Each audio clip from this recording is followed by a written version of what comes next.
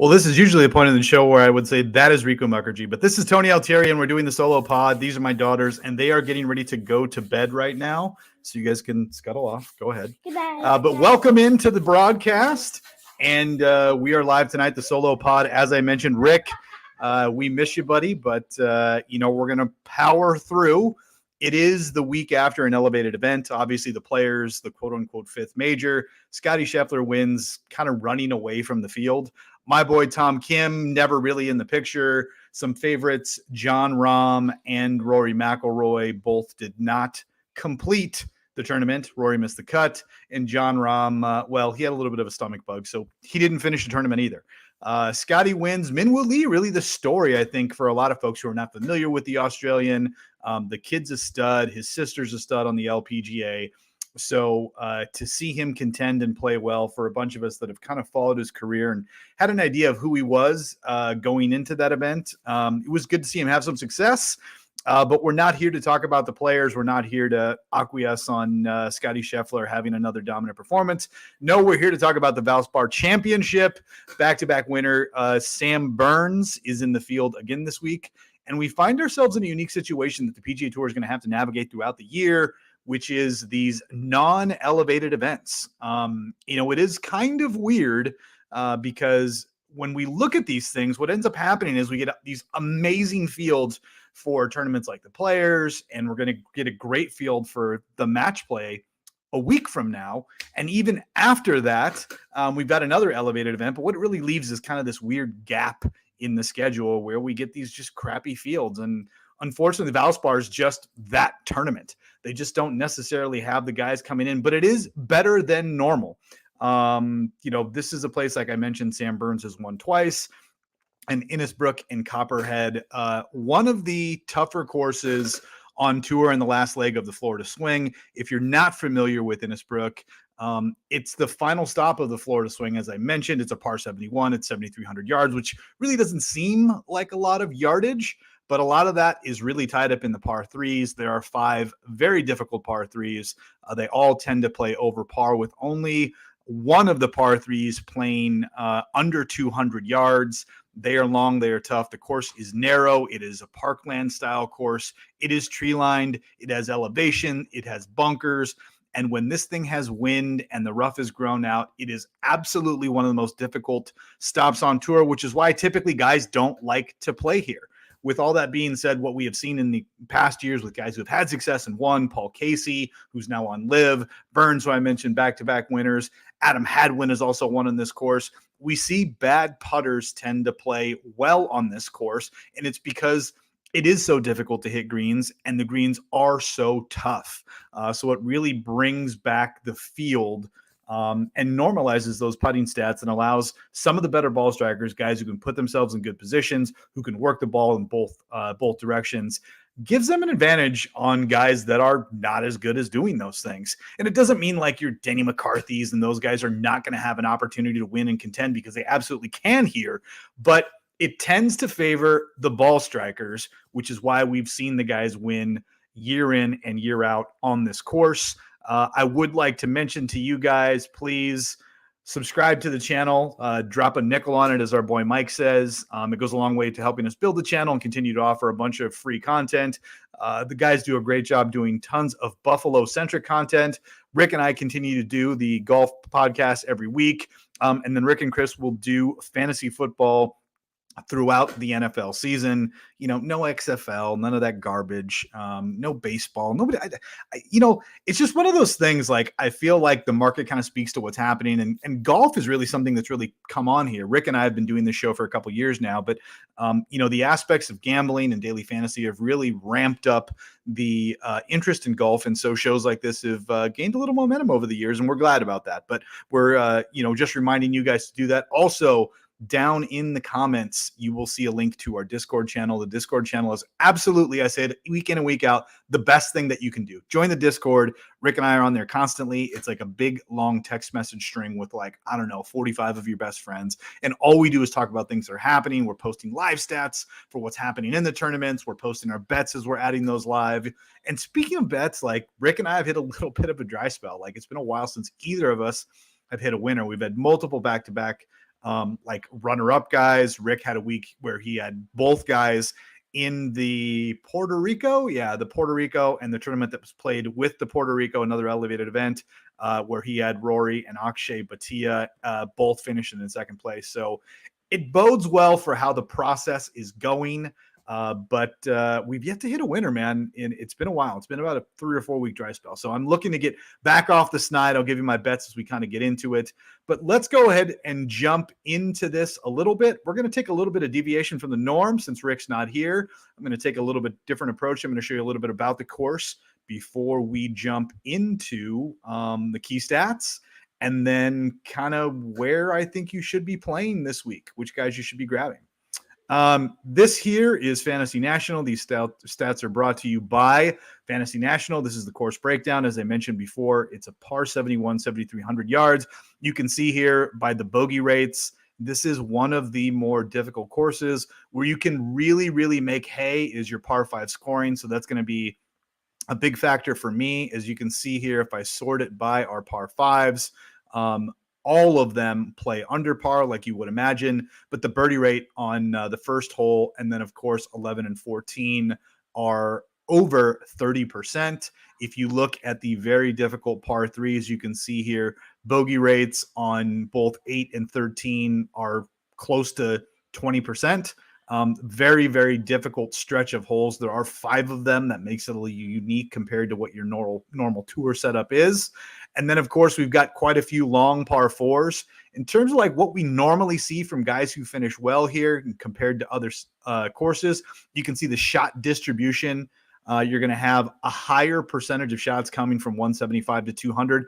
And that's because the fairways are very difficult to hit. So guys are going to be clubbing down, which means they're going to have longer irons into greens, which feeds into how difficult it is to hit these very, very small green complexes. So your strokes gained, short game around the greens going to be very important. You're going to have to scramble. You're going to have to get out of bunkers. You're going to have to get up and down for par. Very, very important. You can see here, obviously, not a ton of birdies. This is not your typical like resort course, hit and giggle, 21 under. It's not uncommon for the winning score to be 8 to 12 under, which is drastically below tour normal. You can see the historic cut line has been above par, with the exception being in 2022 when it was 2 under. And really here, I mean, there's not a lot else other to say than just the green and regulation here is low. So you've got to be good. That favors our long iron players and our very good ball strikers, which is where we'll be leaning as we get into it. So let's jump into the field this week. As I mentioned, Sam Burns, a 2-time winner here at this course. And of course, when we get into the DraftKings pricing and the odds, you can see here, not a bad field. It's headlined by Justin Thomas. According to DraftKings, he's 10-1. He's also 10-9, top of the board in terms of DraftKings pricing. Jordan Spieth right behind him at 10-6. Sam Burns. Fitzpatrick here this week, even though we might have clipped his name off there just a little bit. Tommy Fleetwood gets a nice little price bump. It kind of shows you how bad the field is. I think he was down in the 7Ks last week for the Players' Championship. Justin Rose playing very, very well. The irons are back. The ball striking looks very, very good. Obviously, he's won recently here at Pebble. So, Justin Rose is back. It's kind of funny. We've got this resurgence of a bunch of guys that we haven't seen in a while. It feels like, 2017, 2018 with Ricky and Jason Day and Justin Rose all playing very, very well and in form. Keegan Bradley, McCarthy, all the way down to Davis Riley, who finished in second place here last year at $9,000. In terms of setup, I think a lot of people are going to end up going one guy in the 9Ks, one guy in the 10Ks, because you can see when we drop down in the 7 and 8Ks, it kind of gets kind of funky pretty quick.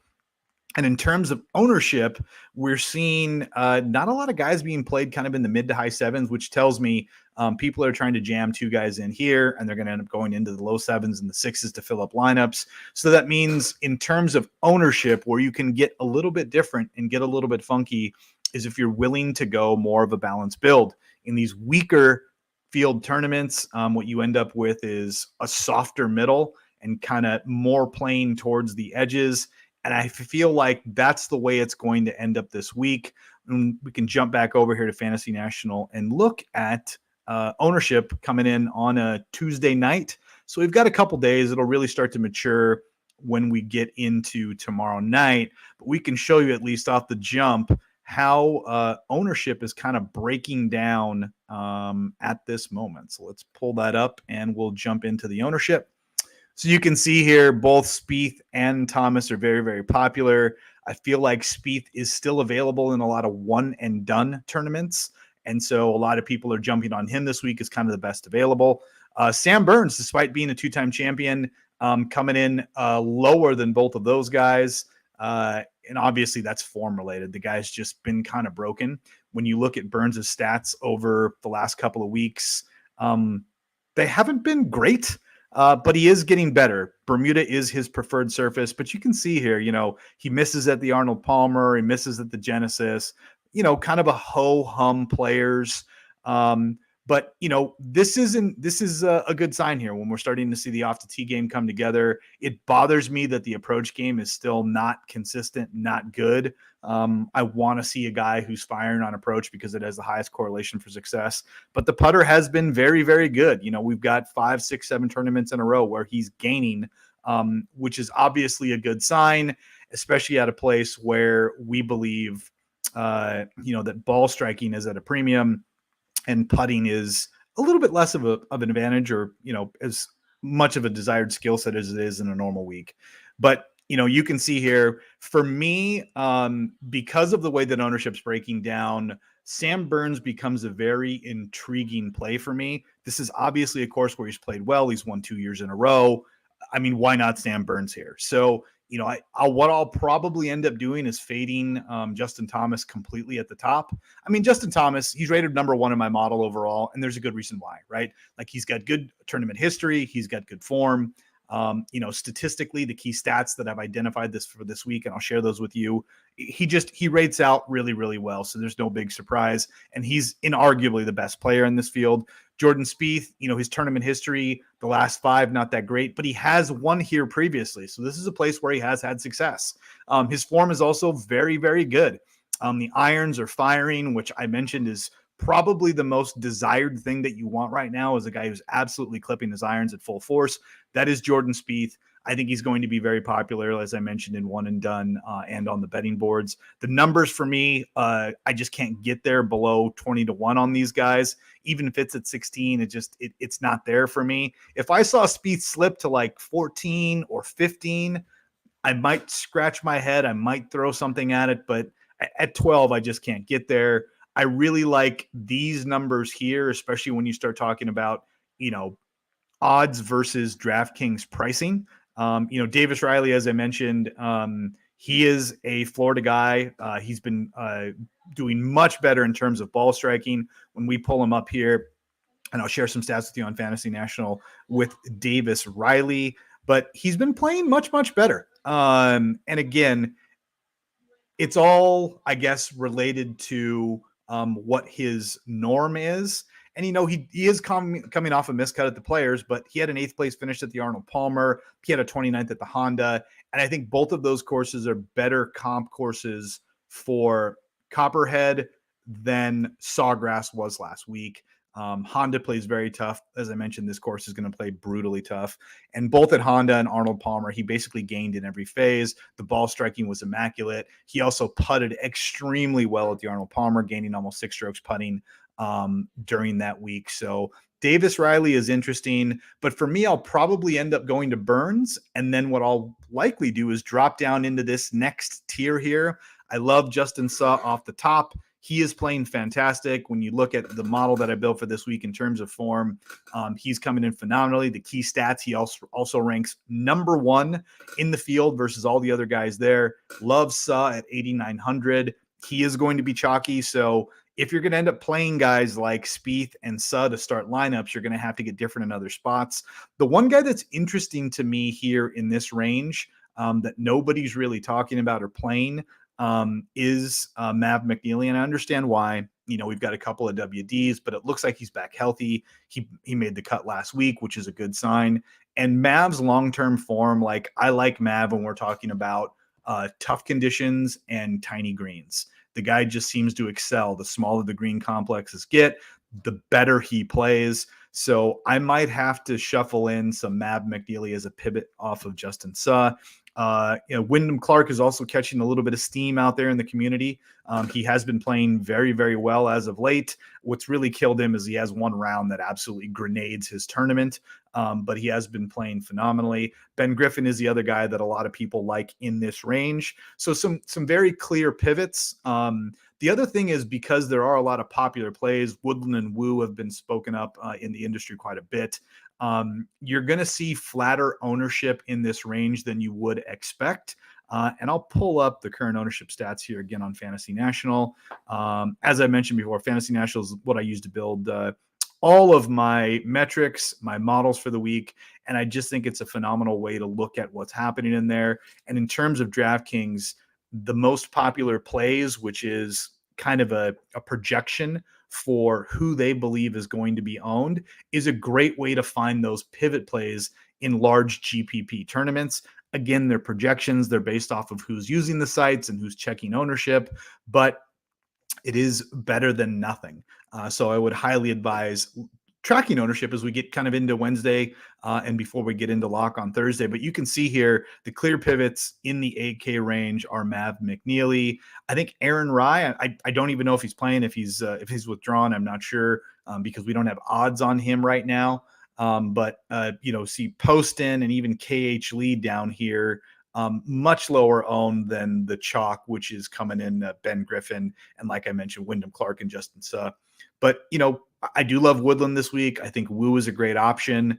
And I believe that both of these guys, or all three of these guys, are really, really good pivots off of Ben Griffin, who's absolutely going to be the chalk in the 8Ks. So if you're looking to get a break in ownership in the 8,000s, you're going to want to look to get away from Ben Griffin, as good as he's been playing. But again, I like Ben Griffin as a bet at 50-1.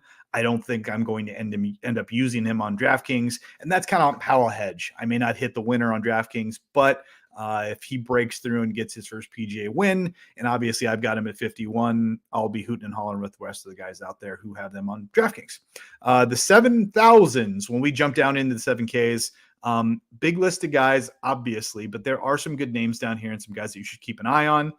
Nate Lashley playing very, very well. Best golf that we've seen him play, maybe in his career, but definitely over the last 4 or 5 years. He's made 4 or 5 cuts in a row, playing very, very well. And I think he sets up nice for this course. Just a good overall ball striker. Nick Taylor, same narrative there. Taylor hasn't had a ton of success at this course. And yes, he's coming off 2 missed cuts. But when you look at his long-term form and statistically, which is why he rates out so well in my stat model, he just does a lot of the things that the course demands. He's very good in par 4 scoring. He hits a lot of fairways. He's very good at bogey avoidance, all things that bode well if you want to have success at Copperhead. Going down below 7,500, Ben Martin's going to rate out really, really well for me. We haven't seen him since the Honda, I believe. No, he played in the Players, and I think he did make the cut. And this is also a course where he has played before. Nothing amazing. He's got a 46th and a 52nd finish here at Innisbrook. But again, when we're talking about guys below $7,500, we just want a guy that's going to make the cut and get a 6 of 6 through the lineup. And this is a full field this week. So getting 6 of 6 will be extremely important because it'll give you a ton of leverage versus everybody else out there. Joel Dahman is another one who's had some success at Innisbrook over the years.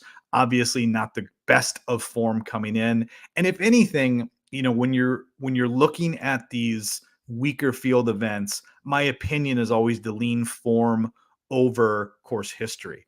So if you've got a guy who's just an absolute course horse and destroys the course every year, but he's coming in terrible form, to me, that gives me a little bit of pause about whether or not I end up selecting him. But if I get the reverse, I get a guy who's coming in immaculate form and he just hasn't had the breaks at this course, I look at that as a guy's a different guy than he was before. We're getting the best version of him. I mentioned that earlier with Nate Lashley just coming in immaculate form. But, some guys to throw out you down here in the low 7Ks. There's a run of them. Ryan Gerard is going to be popular. He's only played 2 tournaments on the PGA Tour, but he has played pretty well. He, I think, has a 4th and an 11th place finish, both at Honda and Puerto Rico back to back. So we're getting him again here. In those 8 rounds, statistically, he rates out phenomenally. He's in the top 15 in bogey avoidance. He's in the top 12 in par 4 scoring. And he is in the top 15 in approach in this field. Eric Cole right behind him. Obviously, we saw him almost win the Honda a couple of weeks ago, comes back at API, completely different course, misses the cut. He comes back at the Players the week after in a very strong field and finishes inside the top 30. So I do love Eric Cole at 7,300. David Lingmerth lurked around the leaderboard at the Players for a while. I think he ended up finishing, not great, but let's take a look here. Lingmerth actually finished in 6th place at the Players. So David Lingmerth, someone to keep an eye on. Where Lingmerth excels is hitting fairways. The dude is just a fairway machine, especially at a place like this where we're talking about narrow. There's trouble all over the place, especially if it gets windy. And we're hearing that the rough is going to be maybe 4 to 5 inches thick. Hitting fairways is going to be absolutely at a premium. And if you're talking about fairways, the guy right below him, who may be one of the most accurate drivers of the golf ball, Tyler Duncan, also coming in with some pretty good form. He's had some success here with the top 25 here last year at this course. So those 4 guys, Gerard, Cole, Lingmerth, Duncan, and even down into Sam Ryder. I know we've seen Sam Ryder kind of slow down a little bit after the miscut at API, but those stretch of guys all at 7,300, I like all of them. And I think they're great because you're going to get some flat ownership because everybody's going to be using those guys down in that range. As we kind of slide lower here, there are some names. Grayson Sigg was kind of a hotter commodity earlier in the year, but he's definitely slowed down. Kisner is a name. I'm not a Kiz guy, so he's not really one of the guys that I'll be looking to play. Chad Ramey kind of lurked all last week. There were a couple times during the tournament at the Players that I kind of threw out there. I'm like, just go away, Chad Ramey. Just go away. I don't want to see you. I don't want to watch you on TV. Just get out of here. But Ramey kind of lurked for a little while at the Players. I think he ended up finishing inside the top 30, and he kind of had an up and down week, but one really, really hot round, I think, on Friday, if I'm not mistaken. But, some options down here in the low 7s if you're looking to fill out lineups and try to get the best lineup together using some guys kind of in the 9 and 10Ks. As we slide down into the dumpster, my best advice to you is to limit your exposure down here. Even that being said, there's some really, really clear chalk down in the 6Ks that if you're going to go down here, my advice would be to avoid those guys that are chalky below $7,000. It's just, it never works out well. Everybody jumps on the same guy, and then that guy absolute grenades and misses the cut. And they're like, why the hell would I play him in all my lineups? Well, it's because statistically he rates out really well. And that guy this week is Dylan Wu. Dylan Wu is going to be extremely popular. Right now he's coming in at like 12, 13% ownership. Nobody else in the 6Ks is even close to that. Luke Donald's at 4%. Zach Johnson's at 4%. Smotherman's at 4%. So he's more than 3 times more popular than the rest of the guys in the 6Ks. And to me, you're not really getting a lot. Like, yes, he's playing good golf right now, but is he that much better than, some like tour stalwarts like Matt Wallace or Luke Donald? In my opinion, no, he's not. Russell Knox has had very good success at this course. And he's coming in at like 2-3% ownership. So, for me, if you're going to get different, it's especially important to do that down here and try to avoid chalk in the 6Ks. Dylan Wu, like I said, he's playing really good. He's made 3 cuts in a row, get a top 10 at Honda, which I'm using kind of as a comp course. Statistically rates out really, really well, hits a lot of fairways, does a lot of things well, but he did play here last year and he did miss the cut pretty badly. So, for me, I would stay away from Dylan Wu if you can help yourself. I mentioned Luke Donald. Donald's made 4 straight cuts in a row here with a couple of top 15s and top 10s. So there are options. You don't need to play the chalk. You don't need to jump on those. And the best advice that I can give you is to try and avoid those as much as possible. Take somebody who's coming in good form. Like, grab a guy down here in the 6Ks. I'll give you an example. Carson Young, he's made 2 cuts in a row. He almost won at the Puerto Rico Probably should have won that event. The guy that actually did win is right below him at the same price, Nicholas Echevarria, who won that week in Puerto Rico. So there are some better options down here. 6,600. Tanagoya, he just makes every cut. Like I don't know who he is. I don't know anything about him. I would just tell you that he just seems to be like a cut making machine. Fairways gained. If you're looking to hit fairways, even though he has been playing great as of late, Adam Long just hits every single fairway. I think he might even lead the tour in fairways gained. So, there are some options down in the 6Ks where I think you can be different. And I think you can give yourself some ownership advantage over the chalkier guys. And it's just a good policy to try and avoid the chalk at all costs. Leave me a message or a comment, and I will be sure to give you my opinion on guys down in the 6Ks. If you've got questions, where is our boy? I think he's actually in the 7Ks. Ludwig. Where is Ludwig at? Ludwig Aberg. I mentioned him previously. Yeah, Ludwig's at 7,700. He's arguably the best amateur in the world. When he made his tour debut here a couple weeks ago, I mentioned he's a phenomenal win player. He played in an absolute West Texas tornado out here in Palm Springs, and won that collegiate event. Played phenomenal when the conditions were the worst. So if things are going to get ratcheted up and are going to get windy, and I know we were in the 6Ks, now I jump back to the 7s, but our boy Ludwig, don't be afraid to go to Ludwig. He's pretty good, especially like I said in shit conditions. He just tends to play really, really well. And then why don't we go ahead and get into the one and done? We've got Chris, who hit our boy Scotty Scheffler last week at the Players, won $4.5 million, vaulted him all the way into first place. Rick remains in second place. He got JT, barely eked by, made the cut. I think he finished like 50th place. And, he got like 20 grand for Rick. So Rick is still right behind him. And we've got, like I said, 2 elevated events back-to-back with match play and Valero. Is it Valero? I don't know. I know it's 2 courses in Texas, but after this one. But anyways, we've also got the major, the Masters coming up, but rounding it out, I'll be in third. Our boy Mike, Mr. Nickel City himself, in fourth place, very, very closely followed by Jake. All 3 of us are neck and neck. So, a big gap between Rick, Chris, and us. And we'll see what happens this week. The guys have submitted all of their picks. So let's see who everybody has. And I'll just pull it up on the text string because I think that's the best way to do it. Let's see here. So Mike has selected Justin Suh. Rick is taking Keegan Bradley. Chris taking Adam Hadwin, who I think is probably going to be one of the most popular selections in one and done this week. Adam Hadwin, he's a previous winner of this course. Jake is taking our boy Jordan Spieth, I think. Either that or Justin Rose. It's hard to tell. There's 2 guys with 716 numbers, and I never know the difference.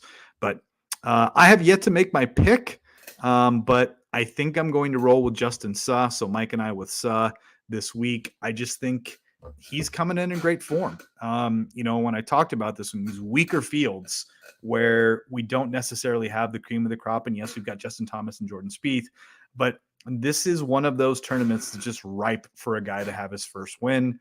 We saw Sam Burns, who I mentioned, who's won here back-to-back years. And I like Suh a lot. He's just doing a lot of the things that you need to be doing to win a PGA Tour event. And he's just been doing them over, a good stretch here.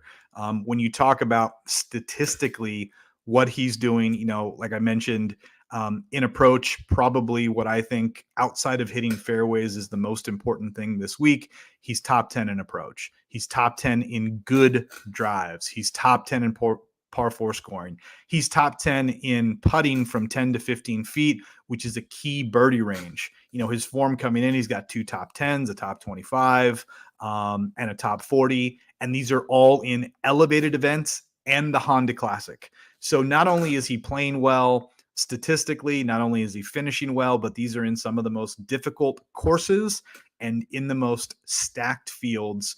And I feel like this is Justin Suh's time. So Justin Suh is going to be my pick for the one and done in our Nickel City Mafia one and done challenge. Like I mentioned, I feel like I've been talking for 30 straight minutes, but go ahead and hit the subscribe button. It goes a long way to helping us build out the channel. If you guys got questions, comments, go ahead and leave them in the video and we will respond. Rick and I are diligent about doing that. Oh, and if you want responses, I've mentioned it, I don't know, every single week at least once. Join the Discord. The link is down in the comments. It's a great way to continue to ask questions. We will post updates on the weather. And speaking of the weather, before we go here, let's get a little glimpse of the weather and where we're looking and how things are shaping up, because that is a question that has popped up a couple of times. I am going to be using the Wind Finder site, and we will zoom in here. Innisbrook is right in this little area between Lake Tarpon and the Sound. And you can see here, if we zoom in just a little bit more, this is probably going to be our closest forecast to how the winds are going to look for the week. And you can see here, Thursday looks like early Thursday, we're going to have a little bit of wind, which kind of dies off in the afternoons. And then Friday, we basically get the reverse. So it looks like we could have a little bit of an advantage where we have a PM AM stack, could have a little bit better conditions, less wind. You can see here in the afternoon on Friday, it's absolutely going to get ratcheted up. We're going to have wind gusts in the 25 to 30 range, but sustained winds, I don't know, 20 to 25 miles an hour, let's call it, from basically noon all the way through 5 p.m.